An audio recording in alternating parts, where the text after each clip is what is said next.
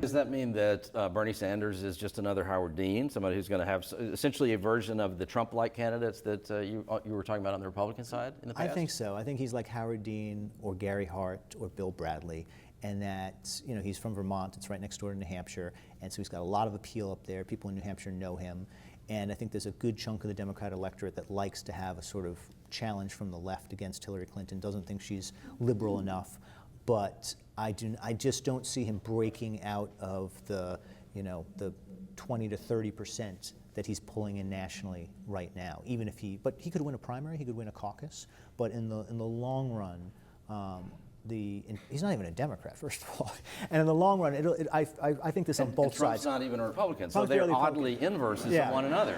Exactly, and you know, look, parties are not suicidal. The party will figure out a way to destroy him.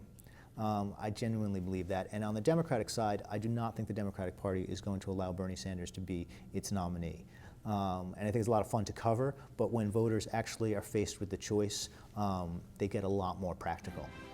From the University of Virginia's Miller Center, this is American Forum.